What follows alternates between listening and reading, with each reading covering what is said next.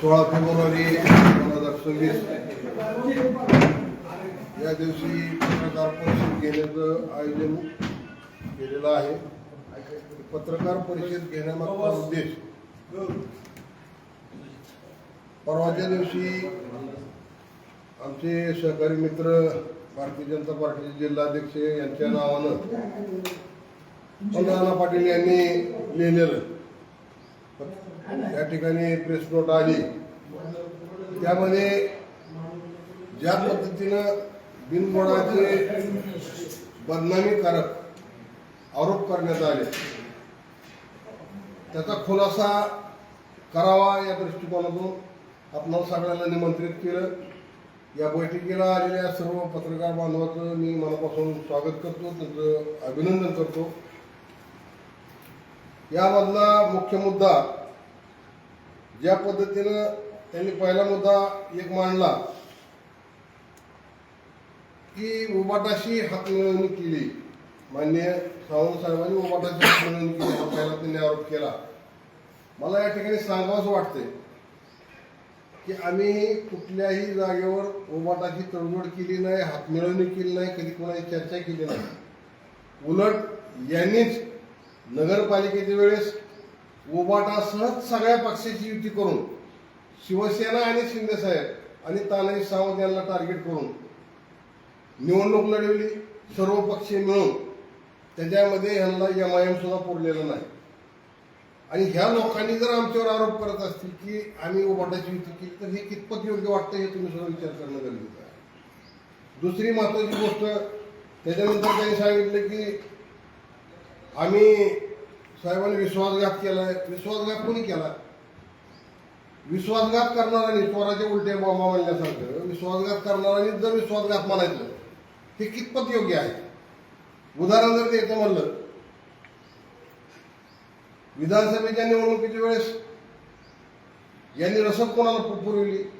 तत्कालीन महाविकास आघाडीचे उमेदवार राहुलभाई मोठे यांना रसद पुरवली। ते महायुतीच्या विरोधात नव्हतं का? ती गद्दारी नाही का महायुती सगळं? दुसरा एक मुद्दा ह्यांनी मांडला की लोकसभेला ओमराजेंना तिथं 1.5 लाख मतं मिळाली आणि आपल्याला कमी मिळाली आणि मग तुम्ही निवडून कसे आला किंवा आताची मताची टक्केवारी काय? तुम्हाला सगळ्याला माहीत आहे लोकसभेच्या वेळेस जी विरोधी लाट होती त्या विरोधी लाटेमध्ये राणा जगजितसिंह पाटील आमदार साहेब तुळजापूरचे यांचा सुद्धा मतदारसंघ 55,000 मायनस होता। मग राणा पाटलांनी काम केलं नाही का असा प्रश्न उपस्थित होतो। कुठल्याही निवडणुकीचा पुढच्या निवडणुकीची संबंध जोडणं हे कितपत योग्य आहे? आणि हे करत असताना यांनी प्रेस नोट काढत असताना आमचे मित्र दत्ताभाऊंच्या नावानं काढली। पहिल्यांदा तुम्हाला सगळ्याला कळलं की ही प्रेस नोट आली त्यांच्या नावानं अगोदर, पुन्हा त्यांनी त्याच्यात बाजूबाजू केली। मला म्हणायचं तुमच्यात हिंमत असेल तर तुम्ही स्वतःच्या नावानं प्रेस नोट काढा ना। जुन्या कार्यकर्त्याला ज्यांचे संबंध आमचे चांगले त्यांना पुढे कशाला काढणार? आणि ज्या पद्धतीनं यांनी हा कारभार केला या जिल्हा परिषद असो नगरपालिका असो या निवडणुकीमध्ये हे सगळ्यांना माहित आहे। कळंबची विधानसभा ही शिवसेनेला का सोडली तर तिथं शिवसेनेचं प्राबल्य म्हणून भारतीय जनता पार्टीतला कार्यकर्ता उमेदवार म्हणून दिला, ओके, काय अडचण नाही। पण आज जिल्हा परिषदेला सुद्धा नेताजी आबा पाटील जे की 17 ते 22 आमच्या बरोबर जिल्हा परिषदेमध्ये होते त्यांना उमेदवारी द्यावी पसंत। उर्वरित 2 उमेदवार शिवसेनेच्या तिकिटावर भाजपचे उमेदवार ही कुठली पद्धत आहे? आमचे तिथं कार्यक्षम पदाधिकारी नव्हते का? आमचे विद्यमान जिल्हा परिषद सदस्य तिथं असणारे त्या ठिकाणी झेडपीच्या ताकदीनं काम करणारे कार्यकर्ते तिथे होते ना आमचे। मग जाणीवपूर्वक जर तुम्हाला जर पक्षमोडीत काढायचं असेल आणि पक्षमोडीत काढणार असाल तर शिवसैनिक कदापि खपून येणार नाही। त्या पद्धतीने मी याला एक सूचना देतो। दुसरी महत्वाची गोष्ट त्यांनी सांगितलं की माननीय शिंदे साहेबांना भेटायला आमचे 8 उमेदवार गेले नाहीत निवडून आलेले। अहो ज्यावेळेस पक्ष बोलून त्यावेळेस आम्ही जाणार नाही ना। तुम्ही सांगायची किंवा तुम्ही आम्हाला आमंत्रण द्यायची काय गरज आहे? ज्यावेळेस पक्ष बोलून त्यावेळेस आम्ही पोहोचणार आहे। दुसरी महत्वाची गोष्ट आमच्या तिकिटावर निवडून आला तो आमचाच झाला, तुम्ही उचलून न्यायचं काय कारण आहे? कशामुळे नेला तुम्ही? आमचे 15 आधी आम्ही सांगतोय, सावंत साहेब निवडणूक झाल्यापासून निकालापासून एक शब्द कुठं बोलले नाही. पत्रकाराला त्यांनी एकच सांगितलं, आमच्या पक्षाचे मुख्य नेते माननीय एकनाथभाई शिंदे जे निर्णय घेतील ते आम्हाला मान्य आहे. असं म्हणल्यानंतर तुम्ही ह्या वावड्या उठवायचं कारण काय?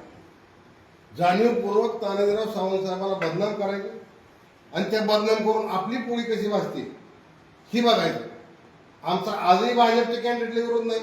1990 पासून मी शिवसेनेचं काम करतोय, मी पदाधिकारी म्हणून काम करतोय. त्यावेळेस पासून भारतीय जनता पार्टीची आमची युती आहे. मग त्याच्या निवडणुकामध्ये ज्यांनी आमच्या बरोबर काम केलं ते आजही लोक काम करतात. मग मला एक सांगायचं तुम्हाला की आमच्या पक्षाची धोरणं ठरविणारे आमचेच पक्ष नेते असतील. आम्हाला आजही माननीय शिंदे साहेबांनी जर सांगितलं त्यांच्या घरातला उमेदवार द्यायचा आहे, आम्हाला काय अडचण नाही. जो पक्षनेता ठरवेल, आमचे एकनाथभाई शिंदे, श्रीकांत शिंदे असतील, जे आमचे प्रमुख नेते मंडळी ते ठरवतील ना त्या बाबतीत. आम्हालाही सल्ले द्यायचं काम ह्यांनी करू नये अशी माझी त्यांना विनंती आहे. तिसरी महत्वाची गोष्ट, यांनी काम करत असताना जिल्हा परिषद पंचायत समिती निवडणुकीमध्ये परांडा, भूम आणि वाशी या ठिकाणी आम्ही वेगळं लढलो म्हणजे एकटे लढलो. आमच्या बरोबर कुणी नव्हतं, युती नव्हती आमच्या बरोबर कोणाची. त्याची कारण काय? नगरपालिकेच्या निवडणुकीच्या वेळेस त्यांनी 3 महिने अगोदर सर्वपक्षीय आघाडी केली. आम्हाला कुठेही युती करायची किंवा आघाडी करायची असा विषय घेतला नाही. मग असं असताना आम्ही कसं म्हणायचं आम्ही तुमच्याबरोबर युती करू का? तीच पुनरावृत्ती त्यांनी जिल्हा परिषद पंचायत समितीच्या निवडणुकीत करण्याचं योजना होतं. पण परिस्थिती अशी की 9 वर्षांनी झालेल्या जिल्हा परिषद पंचायत समितीच्या निवडणुका प्रत्येक कार्यकर्ता निवडणुकीला तयार प्रत्येक पक्षामधला प्रत्येकाला वाटायची ही जागा आपल्याला सुटली पाहिजे. त्यामुळे त्यांची युती झाली नाही. तर त्याचं ह्यांनी काय उठवलं की ह्यांनी एकत्र यायला लढू दिलं नाही. म्हणजे आरोप करताना किती चुकीचे करावे, आरोप करताना कसे करावे, एखाद्याला जाणीवपूर्वक बदनाम करायचं असेल तर ह्यांच्याकडून शिकावं. आज मला एकच सांगायचं, वारंवार आम्ही तेच सांगतोय, आमची भारतीय जनता पार्टीची युती करायला आम्हाला काही अडचण नाही. आमचे पक्षनेते जे ठरवतील किंवा आम्हाला निर्णय मान्य असेल त्याबद्दल आमचं दुमत नाही. आमचं वैयक्तिक मत आमचं घराणेशाहीला विरोधात होता. आमचं वैयक्तिक मत ते तर वैयक्तिक मताला आणि पक्ष याला काही ही राहत नाही.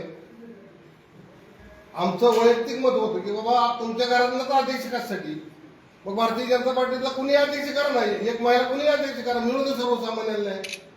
हीच सावंत साहेबांची भूमिका होती. तरी सुद्धा पक्षप्रमुखांनी ठरवलं, आमच्या पक्षनेत्यांनी नाही त्यांनाच करायचंय, आमची काय अडचण नाही. पण त्या अगोदर आमचे 15 सदस्य आमचे त्यांनी 2-3 पळवून नेले, त्यांचे आमच्या तिकिटावर निवडून आलेले ते माननीय एकनाथभाई शिंदेकडे त्यांनी जमा करायला पाहिजे. आमचे उमेदवार नेता अधिकार काय? मला या ठिकाणी एवढंच सांगायचंय की ज्या पद्धतीनं सावंत साहेबाला बदनाम करण्याचा कार्यक्रम चालू केलाय यांनी थांबविला पाहिजे. जाहीर मी ह्या गोष्टीचा निषेध करतो. आणि राणा पाटील साहेब जे आमदार आहेत तुळजापूरचे, जे भाजपचे नेते म्हणतात, त्यांना एक विनंती करतो, तुम्हाला जर प्रेस नोट काढायची असेल, पत्रकार परिषद घ्यायची असेल तर तुम्ही डायरेक्ट स्वतः घ्या आणि सावंत साहेबांवर बोला. तुमच्यात जर तेवढी हिंमत आणि धमक असेल तर ह्या गोष्टीचा कार्यकर्त्याला पुढं करून त्यांना काय बळी करू नका अशी एक विनंती माझी आहे.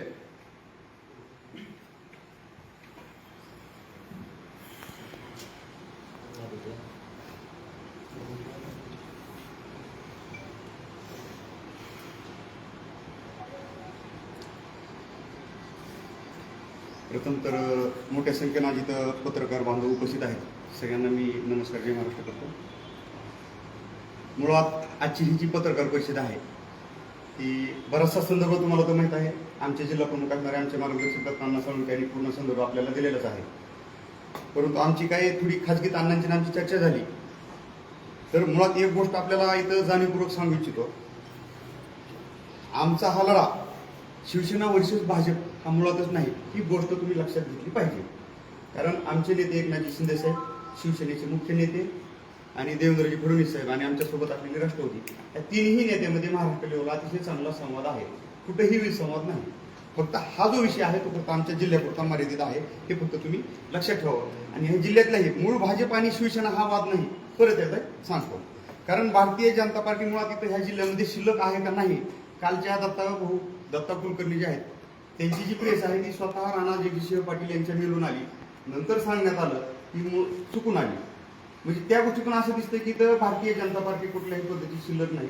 त्यांचा जिल्हा प्रमुख असणाराची प्रेस नोट सुद्धा जर स्वतः राणाजी विषय पाटील त्यांच्या मेलून पाठवत असतील तर ती तुम्हाला माहितच आहे, त्याचा काही वेगळा खुलासा करायची गरज नाही. मुळात काय झालं की ह्या जिल्ह्यामध्ये घराणेशाही आहे आणि घराणेशाही ह्या जिल्ह्याला लागलेली फार मोठी वाळवी आहे. आणि एक ह्या पाटील कुटुंबाची एक दावण आहे, त्या दावणीला जाऊन काही लोक जाणीवपूर्वक काही गोष्टी करण्याचं काम करत आहेत. मुळात मी एक गांभीर्याने एक गोष्ट इथं तुम्हाला जाणीवपूर्वक आज सांगत आहे. मुळात ह्या पाटील कुटुंबाने जिल्ह्यातल्या भाजप नेतृत्वानं एक एजन्सी नेमली. ती एजन्सी कोण आहे काय आणि त्याचा खुलासा तुम्ही करू शकता, मी त्या एजन्सीचं नाव घेणार नाही. त्या एजन्सी आमच्या सुद्धा संपर्कात असतात, कारण जसं त्या पक्षाचं काम करतात तर आम्ही त्यांना कधीतरी काम दिलेलं असतं म्हणून त्यांच्यासोबत माझी चर्चा झाली. तर त्या एजन्सीने एक सर्वे केला. तर जवळपास 5-6 महिन्या अगोदर जिल्हा परिषद आणि पंचायत समितीच्या 5-6 महिन्या अगोदर सर्वे केला आणि त्या सर्वेमध्ये जवळपास 21 जागा ह्या शिवसेनेच्या निवडून येणार आहे त्यांनी सांगितल्या आणि 4 जागा ह्या संभाव्य जागा सांगण्यात आल्या. आता तुम्हाला इथं रिझल्ट देतो. त्या 4 जागांमध्ये तुम्हाला सांगतो डिक्सळ गटामध्ये आमचे उमेदवार होते स्ट्रॉंग, तिथं आमचा उमेदवार दिला नाही. जाणीवपूर्वक त्यांनी आमचा उमेदवार डावलून तिथं भाजपचाच उमेदवार दिला, जो आज भाजपचा उमेदवार त्यांनी सत्कार घेत असताना सडीवर उचलून घेऊन गेलेला आहे, तो जो की धनुष्यबाणाच्या चिन्हावर आहे. दुसरी गोष्ट, डिक्सळ झाल्याच्या नंतर संदीप मडके हे आमचे जवळपास 2 टर्म जिल्हा परिषदेला सदस्य राहिलेले, त्यांना जाणीवपूर्वक डावललं. म्हणजे सर्वे केला. खामासोडी गटात आमचे अमोल पाटील अतिशय चांगल्या पद्धतीने काम करत होते, त्यांच्याकडे सगळे उमेदवार होते. परंतु जिथं जिथं शिवसेना स्ट्रॉंग आहे त्यांच्या सर्वेमध्ये जिथं जिथं शिवसेना पुढे दिसते तिथं जाणीवपूर्वक खच्चीकरण करा, ते लोक पाडण्याचं काम करा किंवा तिथं त्यांना विचारातच घेऊ नका. अशा पद्धतीनं आमच्यातलेच काही जे त्यांनी पाठवलेले घुसखोर आहेत, जे मल्हार पाटलाचे खिशे जोडे योजना जी मल्हार पाटलानं मागच्या वर्षी आणलेली आहे, म्हणजे मी खिसा झटकला की 5-50 आमदार बाहेर पडतात असं मल्हार पाटलाचं मागच्या 1 वर्षामध्ये स्टेटमेंट होतं. तर त्याच्या मल्हार खिशे झाड योजनेचे लाभार्थी असणारे लोक त्यांना जाणीवपूर्वक इथं देण्याचं काम केलेलं आहे. मुळात या सर्वेमध्ये काय होतं, त्या सर्वेमध्ये मला त्या एजन्सीच्या सगळ्या लोकांनी सविस्तर सांगितलं ना, जर स्वतंत्र लढला असतात तर तुमच्या 25 जागा आल्या असत्या, धनुष्यबाणाच्या ह्या 25 जागा आल्या असत्या.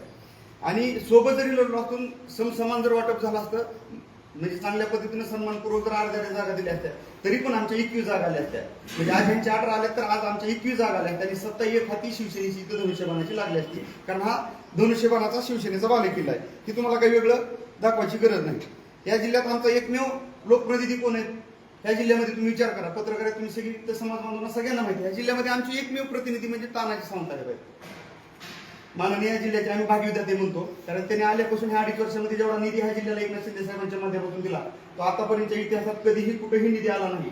हे तुम्हालाही मान्य करावं लागेल, सगळ्या जनतेला पण माहिती आहे. पण असं एकमेव आमचे प्रतिनिधी असणारे एकनाथ शिंदे साहेबांच्या नेतृत्वात काम करणारे आमच्या जिल्ह्याचे नेते तानाजी सावंत साहेबांना डावलण्याचं काम केलं जातं. जाणीवपूर्वक त्यांच्या विरोधात वावड्या उठवायच्या आणि त्यांचाच पुतण्या त्यांच्या विरोधात पुरस्कृत म्हणून उभा करायचा. मग ही गद्दारी दत्ता कुलकर्णी यांना दिसली नाही का?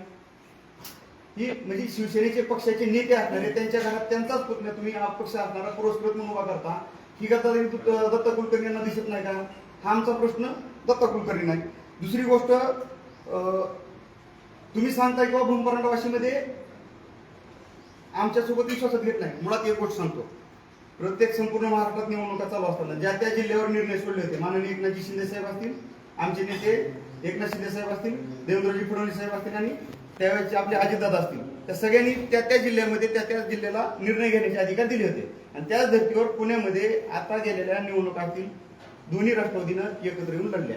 मग ते तुम्हाला जमतं, मग इथं धाराशिवमध्येच काय दुखतंय?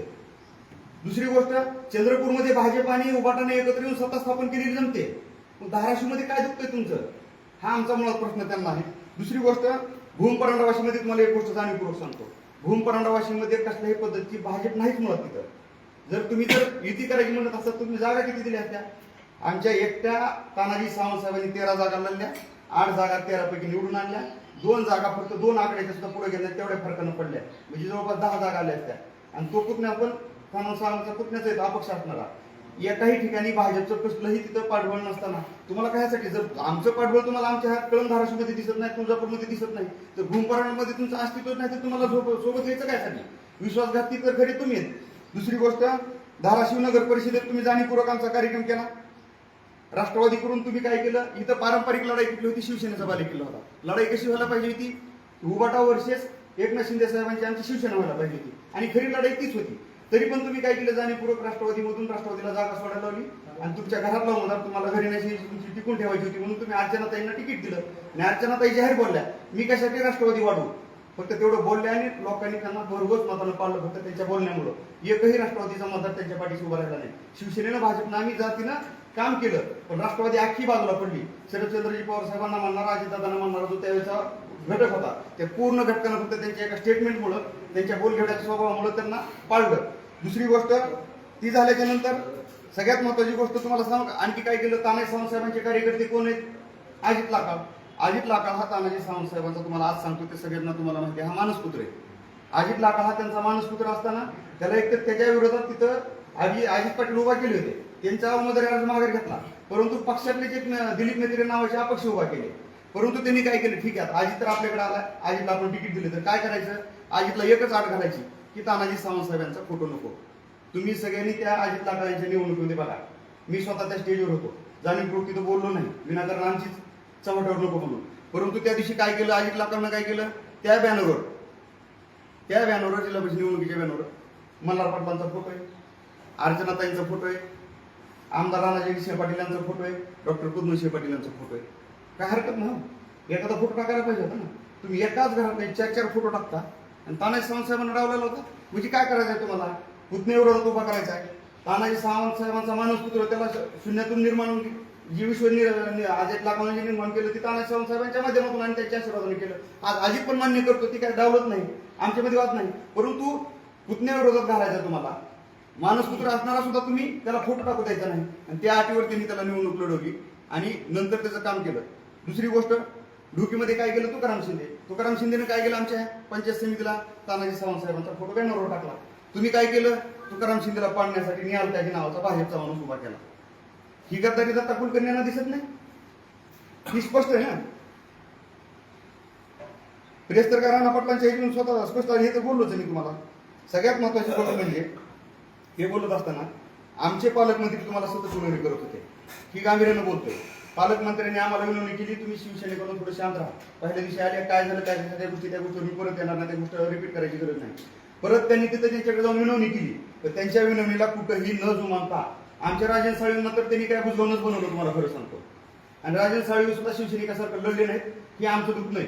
खरं तर शिवसैनिकाला लढणारा शिवसैनिक हा संपर्क प्रमुख, हा खरा शिवसैनिक आम्हाला हवा आहे. तो राजन साळवीच्या माध्यमातून लढताना कुठं दिसला नाही, हे आमचं पण अंतर्गत सुट नाही, हे पण आम्ही पक्ष नेतृत्वाला बोलून दाखवलेले. पालकमंत्र्यांना यांना जुमानायचं नाही, वेळोवेळी तोंड घशी पाडायचं, तोंडावर पाडायचं.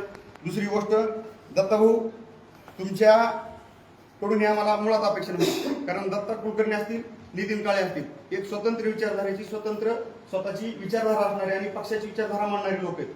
परंतु अशा लोकांना सुद्धा बुजगावणं बनवण्याचे काम केलं. ते सतत धनकवडीच्या ऑफिसला, तानाजी सावंत साहेबांच्या ऑफिसला येऊन भेट घेत असतात. आणि ही मुळात प्रेस जर दत्ता कुलकर्णी यांच्या मोबाईलवरून आली असती, त्यांच्या व्हॉट्सअपवरून आली असती तर आम्ही समजून घेतलं असतं. पण दत्ता कुलकर्णी सारखा माणूस भाजप पक्षाचा, जिथं पक्ष संघटना मजबूत समजली जाते, अशा भाजपमध्ये सुद्धा पक्ष संघटनेला अर्थार्थी कसलंही व्हॅल्यू राहिलेलं नाही, हे दत्ता कुलकर्णी यांच्या राणा पाटील यांनी पाठवलेल्या प्रेस नोटमधून दिसून येते. दुसरी गोष्ट,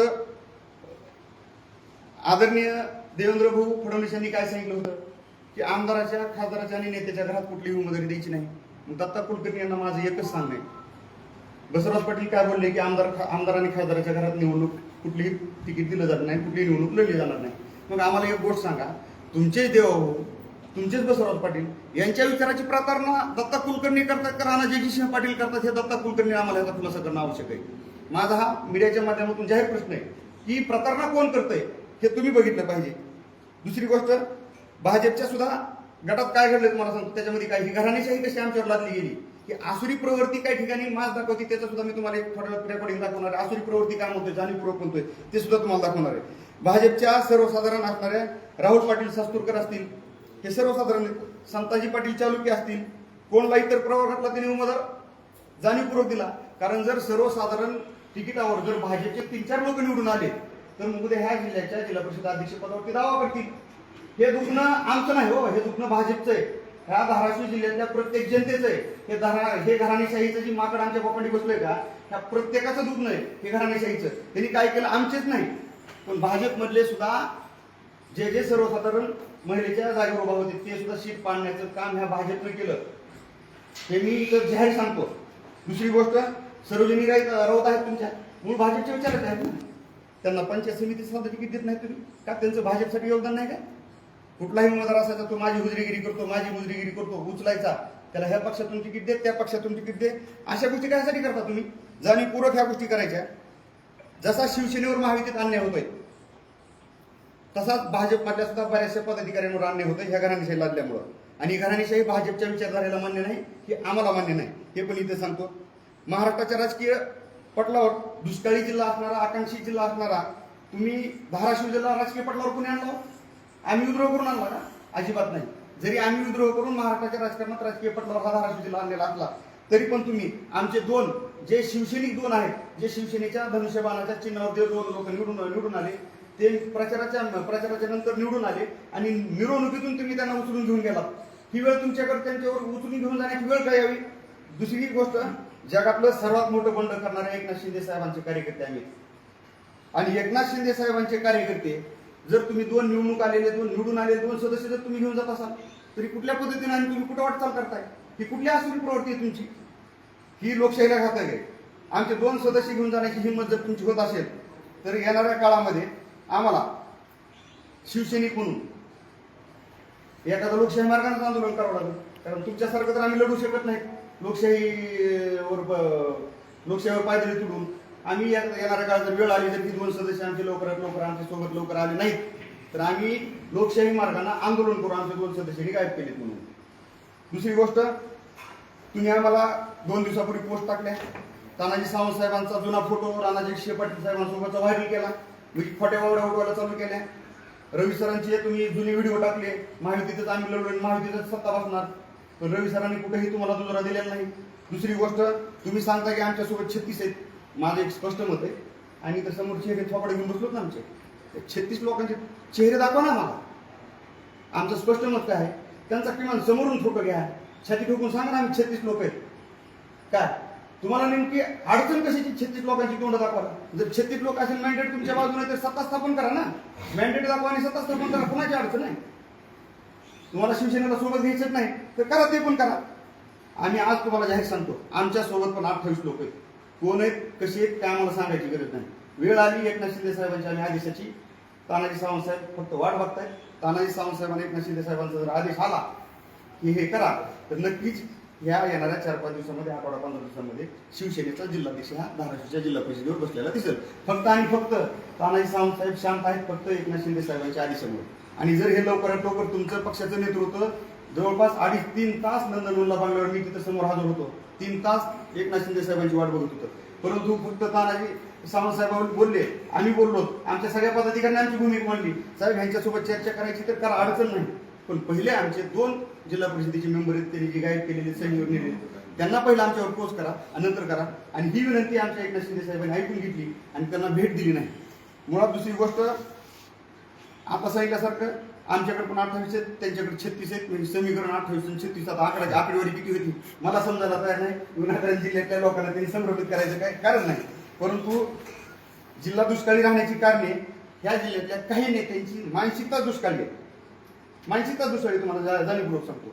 ह्या दत्ता कुलकर्णी यांना मला एवढंच सांगणे, तुम्ही स्वतःचा कारखाना उभा केला, आज चांगला चालतोय ना. मग ह्या जिल्ह्याला आलेला 276 कोटीचा निधी तुमच्या आमदार राणाजी पाटील यांनी वरच्या पक्षश्रेष्ठींना, पक्ष नेतृत्वाला बोलून थांबवला. हा जिल्हा दुष्काळी नाही, हा जिल्हा आकांक्षित नाही. जर तो 276 कोटीचा निधी जर जिल्ह्यात खर्च झाला तर ह्या जिल्ह्याचा विकास होणार नाही. 4 कार्यकर्ते, 4 पदाधिकारी तुम्हाला पोचले जाणार नाही. पण ह्या जिल्ह्यातल्या नेतृत्वाला घराण्याशी टिकून ठेवण्यासाठी हा कार्यकर्ता कुठलाही सक्षम होऊ द्यायचा नाही, कुठलाही कार्यकर्ता पुढे जाऊ द्यायचा नाही. त्याच्यासाठी ह्यांना 276 कोटी निधीला ह्यांनी स्थगिती दिली. मला वाटतं दत्ताभाऊ कुलकर्णीमध्ये ह्यांची जर हिंमत असेल तर त्यांनी त्यांच्या राणाजी पाटलांना बोललं पाहिजे आणि आदरणीय देवाभाऊंना सुद्धा बोललं पाहिजे. ह्या जिल्हा दुष्काळी, तुम्ही 276 कोटीच्या निधीची तुम्ही जी आहे ही तरतूद केलेली, तिला म्हणजे स्थगिती दिली, ती लवकरात लवकर उठवावी. दुसरी गोष्ट, आपली दळबद्दी मानसिकता घ्यायची. ह्या जिल्ह्यामध्ये आकर्षित असताना इथं कुठली MIDC आली नाही. कोडगावमध्ये साधी एक MIDC आली आणि त्या MIDC मध्ये फक्त सोलारचा प्रांत आहे. आज तुम्हाला जाहीर सांगतो, त्या दिवशी बोललो, सोलार हे प्रत्येकाच्या घराच्या छतावर बसलंय. आदरणीय देवेंद्र भाऊंनी त्यांच्याकडे खाता आहे त्यावेळेसपासून प्रत्येक शेतकऱ्याला मागेल त्याला सोलार दिले. शेतात सोलार आहे, घरावर सोलार आहे, सबसिडी दिली 90%, 95% सबसिडी दिली. आणि तुम्ही सोलार प्लांट आणला त्या कोडगाव MIDCला सांगताय. साधी चॉकलेटची कंपनी आणली का? साधी पिठाची चक्की तुम्ही उभा केली का? हा माझा तुम्हाला प्रश्न आहे. दुसरी गोष्ट, युती कुठं करायची काय नाही, युती हो नेत्या, तुम्ही विषय तुमचा प्रेस हो, ठीक आहे. बरं, दुसरी गोष्ट, आमचं तेच म्हणणं आहे की बा युती कुठं करायची हा आणि कुठं नाही हा त्या जिल्ह्याच्या नेतृत्वावर सोडलेला विषय होता. पण त्याच्यानंतर तानाजी सावंत साहेबांनी जर युती केली नसती, ते सेपरेट लढले, ते जाहीर लढले, लपून छपून लढले नाही. ही गोष्ट सांगत असताना मला एकच गोष्ट आपल्याला सांगायची की सावंत साहेबांना आणि शिवसेनेला डिवचण्याचं काम करू नका. आतापर्यंत तुम्ही आमच्यावर खूप अन्याय केलेला आहे. प्रत्येक वेळी आम्ही ठेचा खाल्लेला आहे. नगरपालिकेमध्ये तुम्ही धाराशिवच्या नगर परिषदेमध्ये काय केलंय त्याचा इतिहास असताना आम्ही तुमच्यासोबत घरोबा कायसाठी करायचा? जाणीवपूर्वक तुम्ही आम्हाला बाहेरची वाट दाखवताय, निवडणुकीच्या अगोदर तिकीट वाटपात दाखवताय, निवडून आल्याच्या नंतर सुद्धा सत्ता स्थापन करताना आमच्याशिवाय तुमची सत्ता स्थापन करण्याची लक्ष नाही. इतर माहिती सत्ता तुमची असेल तर येणाऱ्या काळामध्ये शिवसैनिक तुम्हाला सोडणार नाही. एवढंच मला या पत्रकार परिषदेच्या माध्यमातून बंगाल पाटलाचा लाभार्थी नेमकं कोण आहे? भरपूर आहेत लाभार्थी. कोण नाव सांगा ना त्याची. कळम धाराशिवच्या विधानसभेला हा त्यांचाच कार्यकर्ता विधानसभेला देण्यात आला, त्यांचाच लागला. आता विधानसभेचा सदस्य कोणाचं तुम्हाला त्याचं काय नाव घ्यायची गरज आहे? विधानसभेचा सदस्य उमेदवार भाजप बरोबरचे सदस्य गेले तुमचे, भाजप बरोबरचे सदस्य गेले शिवसेनेचे. आमचा एकही सदस्य त्यांच्यासोबत गेलेला नाही. 2 सदस्य जे भाजपचे मूळ होते, आम्ही हेच सांगत होतो, मूळ भाजपचे लोक त्यांनी धनुष्यबाणाच्या चिन्हावर उभा केले जेणेकरून उद्या सत्ता स्थापन करण्यासाठी आपल्याला सांभाळता येईल. त्यांच्यावर कारवाई करणार नाही शिवसेना. आम्ही सांगितलं ना, पक्ष नेतृत्वानं आम्ही एकनाथ शिंदे साहेबांना सांगितले, तानाजी सावंत साहेबांना सांगितले, साहेब आपले 2 मेंबर गायब आहेत, ते घेऊन गेलेले. पहिले त्यांना आपल्याकडे सोडायला सांगा आणि नंतर त्यांच्यासोबत युतीची माहितीची काय चर्चा करायची ती नंतर सत्ता समीकरणाची चर्चा होईल. दत्तांना तुम्ही मगाशी बोलताना असं बोललात की भारतीय जनता पार्टी बरोबर युती करायला आम्हाला अडचण नाही. आणि नेमकं वाद कशासाठी चालू आहे? भारतीय जनता पार्टी बरोबर युती करायला आम्हाला अडचण नाही. आम्ही फक्त घराणेशाहीला विरोध केला. आम्ही सर्वस्वी सगळी जबाबदारी माननीय एकनाथ शिंदे साहेब यांच्यावर सोपविली. तुम्हाला जो निर्णय योग्य वाटतो तो तुम्ही घ्यावा या पद्धतीने आम्ही त्यांना सांगितले. पण आमची जी वैयक्तिक भावना आहे की आज आम्ही 1990 पासून भारतीय जनता पार्टीबरोबर काम करतोय. आमचा कधी असा भेदभाव झाला नाही. फक्त आम्ही निवडणुकीच्या काळात बोललो, आम्ही सावंत साहेब बोलले, आम्ही बोललो की घराणेशाही नकोय. पण ते सुद्धा निवडणुकीच्या निकालानंतर आम्ही कुठेही प्रेस नोट किंवा कुठेही पत्रकाराला स्टेटमेंट दिलेलं नाही. आम्ही आजही म्हणतोय की आजही एकनाथभाई शिंदे जो निर्णय घेतील तो आम्हाला मान्य असेल. आता ह्यांना वाटतंय की हे जरी बोलले तरी आपल्याला विरोध करतील. आता प्रत्येकानं आपापल्या पक्षाचा जिल्हाध्यक्ष व्हावा ही भूमिका ठेवणं चुकीचं नाही. आणि आज आम्ही त्या रेसमध्ये आहोत. आमचे 15 सदस्य निवडून आलेले आहेत. आणि मग जर तुम्ही यांना जी करायचं होतं की स्वतःचे उमेदवार धनुष्यबाणावर निवडून द्यायचे, आमचे सक्षम उमेदवार त्या ठिकाणी असताना सुद्धा त्यांना डावलून तुमच्याची माणसं दिली, मग देताना जर आडबाजू तर द्यावा, नेताजी पाटलासारखी माणसं द्यावं, अशी माणसं दिली. मुद्दा असा आहे की तुम्ही घराणेशाहीला विरोध म्हणताय, पुन्हा म्हणता सत्तेत पाठिंबा देऊ. अर्चना पाटील यांचं नाव जर आलं तर त्यांना तुम्ही पाठिंबा देणार? नाही, पक्षाला सांगितलं तर द्यावंच लागेल ना. पक्षाच्या निर्णयाच्या पुढे आम्ही नाही. पक्ष निर्णय जो घेईल तो आम्हाला मान्य असेल. आमची वैयक्तिक भूमिका आम्ही मांडली की आम्हाला आमचा घराणेशाहीला विरोध आहे. पण पक्ष निर्णय, युती, महायुती, सगळ्या गोष्टी टिकविण्यासाठी, सगळ्या गोष्टी करण्यासाठी जे पक्षाला योग्य निर्णय घ्यावे लागतील ते घेतले तरी आमची काय अडचण नाही. कोण असेल अध्यक्षपदासोबत? शिवसेनेकडून आमच्याकडे 4 महिला आहेत, 5 महिला आहेत सक्षम. रविसरची मंडळी आहे, अजून 2-3 महिला आहेत सक्षम. आमच्या राहुल डोकीची आहे. अहो, आमच्याकडे महिला 50% निवडून आलेच नाही येतात. तुमची घराणेशाहीचे उमेदवार आहेत कुठं रविसरचे काय आम्ही असं म्हणत नाही. आम्ही एक नाव सांगितलं का? आम्ही काय म्हणलो तुम्हाला? आमच्याकडे 4-5 महिला आहेत. आणखी एक गोष्ट बोलायची राहून गेली मागायची माझी. ज्यावेळेस माझं निलंबन झालं, ज्या गोष्टी घडल्या, जो विद्रोह केला, ते बंड नव्हतं. मुळात ते बंड नव्हतं, तो पक्षांतर्गत विद्रोह होता आणि तो आम्ही समोर मांडला. ज्या दिवशी निलंबन झालं त्यावेळेस मला भाजपच्या लोकांकडून माझं निलंबन झाल्याच्या नंतर त्या दिवसभरामध्ये आसुरी आनंद व्यक्त करण्यात आलाय. आज माझ्याकडे काय कॉल रेकॉर्ड येते. अक्षरशः वाल्मिक कराडच्या भूमिकेत राहून मला जीव मारण्याच्या, कमराच्या खाली गायब करण्याच्या भाषा काही लोकांनी करण्यात आल्या. ती तुम्हाला इथे जाणीवपूर्वक सांगते. फक्त आज वेळ नाही, मी पूर्ण पुरावे काय ती वेळ आल्यावर दाखवून देईल. परंतु खरी गद्दारी जी सांगितली, खरी गद्दारी कोण करतोय ते आम्ही दत्ताभाऊ कुलकर्णी यांनी जर देवेंद्र फडणवीस आणि एकनाथजी शिंदे साहेबांची भेट घेऊन नाही सांगितलं तर आम्ही आज पूर्ण पक्षाची टीम, पूर्ण पदाधिकारी मिळून आम्ही आदरणीय देवेंद्र फडणवीस यांची भेट घेणार आहोत, आमचे नेते एकनाथजी शिंदे साहेब यांची भेट घेणार आहोत, तसेच सुनेत्रता यांची सुद्धा भेट घेणार आहोत. आणि इथे जे घडतंय आणि ज्या कशा पद्धतीनं आमच्यावर अन्याय होतो आणि कशा पद्धतीनं महायुतीत ही काय गोष्टी घडतायत आलबेला आहे, त्या सगळ्या गोष्टी आम्ही दत्ताभाऊ सहित ह्या सगळ्या दत्ता कुलकर्णी असतील आणि घराणे ह्या सगळ्या गोष्टी आम्ही पक्ष नेतृत्वाला तिन्ही पक्षाच्या पक्ष नेतृत्वांना भेटून ह्या गोष्टी सांगणार आहोत आणि तक्रार करणार आहोत. आज मी तुमच्या माध्यमातून जाहीर सांगतोय. मग जे आपण 28चा आकडा सांगितला त्यात नेमकं कोण कोण राहिलं 28च्या आकड्यामध्ये? नाही ते आम्ही आता सांगू शकत नाही. नाही, पण नाही त्यांनी फोटो टाकला 36चा, त्यांनी मागचा फोटो टाकलाय, आम्ही फ्रंटचा पण टाकणार नाही. काय त्यांनी ज्यावेळेस 36 लोकांचा फोटो असा समोर वरून हात दोन करून दाखवतो, हात वर करून, त्या दिवशी आम्ही 28चा आकडा दाखवू. ते आमची सत्तांतरणाची आमची अंतर्गत गोष्ट आहे.